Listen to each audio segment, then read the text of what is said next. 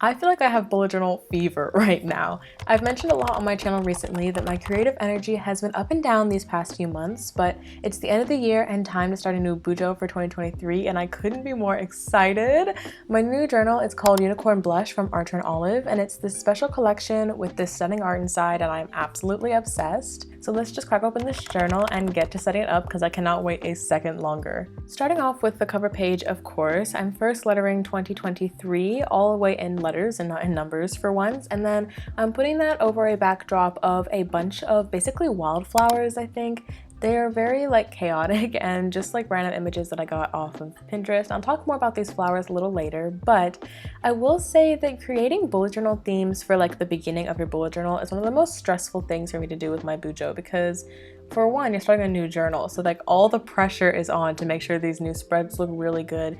And so I have to say I have been sketching out these spreads for at least a week before I found like a system or like a theme in quotation marks that I think works for me. So definitely take your time for figuring out that. But personally, I've just definitely gone back and forth the past couple years that I've been bullet journaling. I've gone through 5 journals so far. This is going to be my 6th. And I go back and forth between making really minimal setups and really maximal setups. So the problem is, like, I'll get minimal setups for the beginning of the journal simply because I don't want to go too hard too quickly, and simple is easier not to mess up, but then I'll get bored with it, you know? Or I'll go super maximal and I will get annoyed with it afterwards because it's too much work and too busy whenever the journal first starts. So I tried to find a nice mix in these spreads, keep a lot of open white space, keep the doodles very simple, but add some washi tape and very bright colors to kind of add that more of my style and happy, fun color back into the spread. And I think that my theme overall turned out pretty good, so I hope you guys get some good inspiration from it. So moving on to the grid spacing page. This is a page that I'm sure if you've watched any bullet journaler before you've heard of, but it's one that I definitely need. If I haven't already, I will make an entire video on this, so definitely let me know if you'd be interested in that. But basically you just divide the spread horizontally and vertically into thirds, halves, and quarters. I don't know why I said it in that order. And this will help you make your bullet journal spreads later, because if you wanted to, for example, divide your spread into 4 later in the bullet journal, you can just flip back into the grid spacing sheet, see how much space or how many dots a quarter of the page takes up. So in this case, it's like 6 dots horizontally. And then whenever you make the bullet journal spread, you can just use that same measurement. I feel like I explained that really badly, but either way, here it is. I hope you like it, and yeah. I do want to say a quick disclaimer throughout this video. This pen that I'm using right now, this Sakura Pigma Micron pen, has the cap on it, as you guys can see, with the 01, and because my pen was a little tall and I kept the cap on it, my camera, which I'm still not used to because I'm using a different camera than usual, keeps focusing on it. So throughout this video, it does unfocus off of the page and focuses on the tip of the pen, and I'm super sorry about that, but I didn't even realize until post-production. But either way, I feel like you guys can still see all the cool stuff on the spread, so it's fine, and just bear with me, please. So on the spread on the right here, I usually put a word of the year spread or maybe a nice quote page, but I just decided this year that I wanted to kill my hand. You know, I felt like it was time for some punishment on my little fingers. And so instead of, you know, spending like 5 minutes doing a little quote page, making it all cute, no, I wanted to write down every single date for the entirety of the year in a year at a glance page by hand. Literally, I don't know what possessed me to do this, but I will say, even after like the 15 minutes it took me to write every single date of 2023, I do love how this spread turns out. It's just like the most useless spread of all time because I could literally find the same calendars in my iCalendar on my phone, but I love the way it looks in my journal, so I had to recreate it. If you're new to my channel and just now watching, hi, my name's Sophie, and I would do anything for the aestheticness of my bullet journal. So apparently that also means killing my hand in these spreads, but you know what? You do what you gotta do.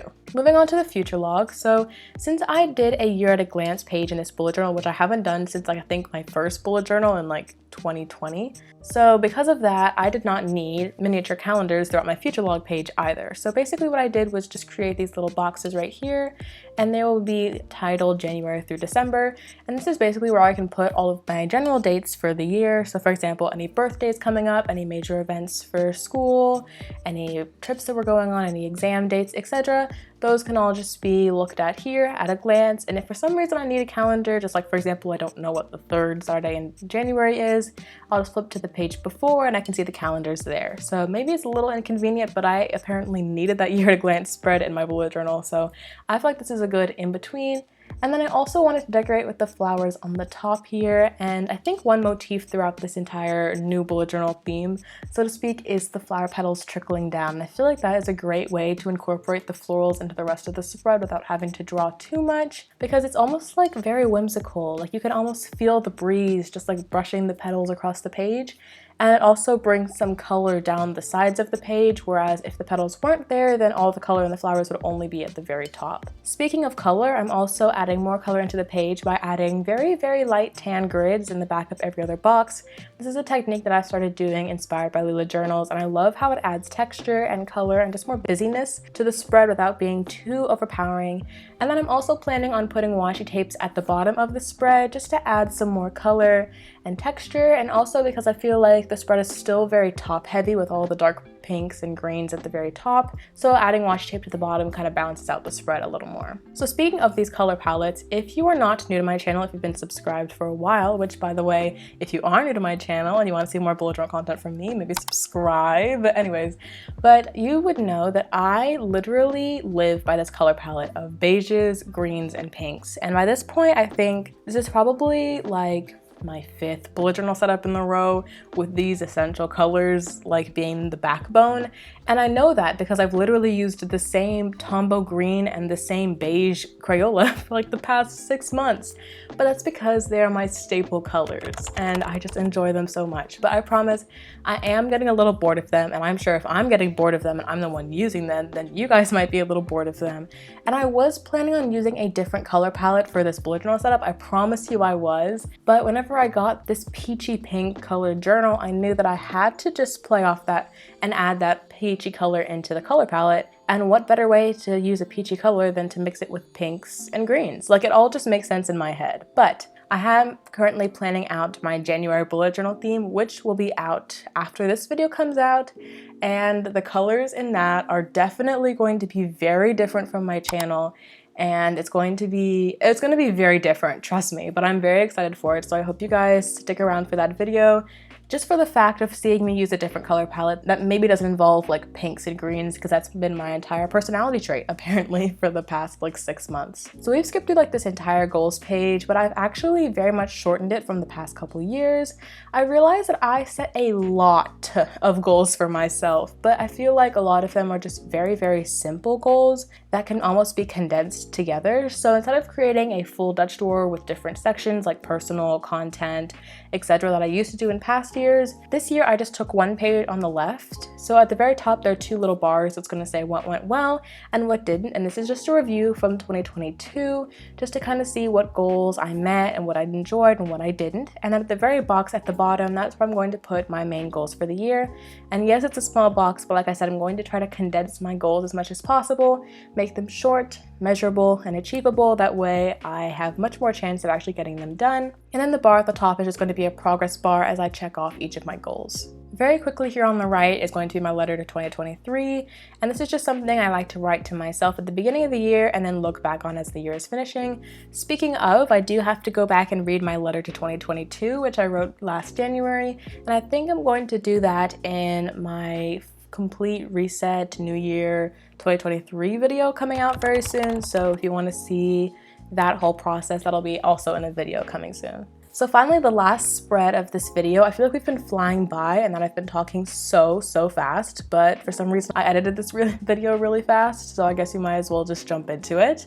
This spread is most definitely inspired by HELLOOO journals, both the book tracker, which you use as an affirmation tracker, and the period tracker on the right, but I was really considering not putting these in my bullet journal, considering I have 2 apps that track my books, Storygraph and Goodreads, both linked down below, and I also have an app to track my periods, so essentially I don't even need this physical tracker for both of these. However, I love how they look, and I feel like your bullet journal is like a time capsule, a way to capture memories, and although I can always just scroll back in the apps to find out what I was doing a couple years ago, whenever I flip through my old bullet journals, it's always so much fun to see, like, you know, what books I was reading around this time. So I feel like even though it's not necessary, it's still just a fun spread to look back on and also a fun spread to make because this was definitely my favorite spread of all of the spreads in this setup. So it was just definitely a fun and therapeutic, albeit unnecessary spread to make. So on the left here, I have this very small little chart, but it does have enough rows to write at least 25 books. If you've known me for a while, you know that I usually set a goal for myself to read 50 books every year,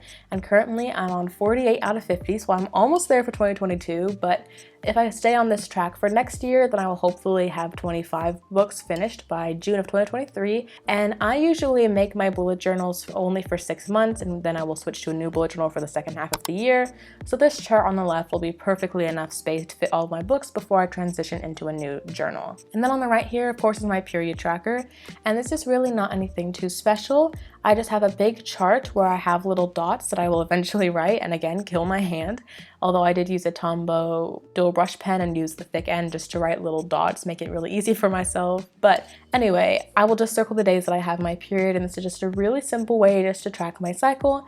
And then another thing I added to the spread, which I usually don't have, was just a little symptoms and notes section on the right, so I can just jot down any notes that I need to take and remember for the future. To be honest, I feel like this is the busiest spread in the setup so far. There's just like a lot going on, and honestly, whenever I make new bullet journal spreads, it's usually how it goes. Just from the beginning of the setup to the end, everything gets a little more detailed, a little more busy, but I feel like this theme turned out really delicate anyway, even though there's a lot of like dark colors with the browns and the greens, and there's a lot of washi tape and stuff cluttering the page, but I still feel like it looked really delicate because I used a very, very thin 01 fine liner, which has been my new best friend for bullet journaling recently, and I also did a lot of lines with gaps in them. As you'll see, I just like do simple dotted lines instead of a solid line, and I feel like these little spaces of white almost make the page seem more minimal and empty. And then I also just like to add a lot of border space and margin space. I don't know, it's just something that I do. But anyways, here we are at the final flip through. This video literally flew by, but I hope you guys enjoyed these spreads and take some good inspiration from them. If you guys want to check me out on social media, both of my Instagram accounts are linked down below, along with my Pinterest and everything else. I am posting a lot more on my bullet journaling Instagram recently. I just got a round of inspiration to start making bujo reels again, so if you want to catch up with me, see my weekly spreads and all of the stuff over there, definitely follow those accounts. And if you liked this video and want to see more bullet journal and productivity content from me, I post every week on my YouTube channel, and I love chatting with you guys in the comments below, so definitely subscribe and stick around.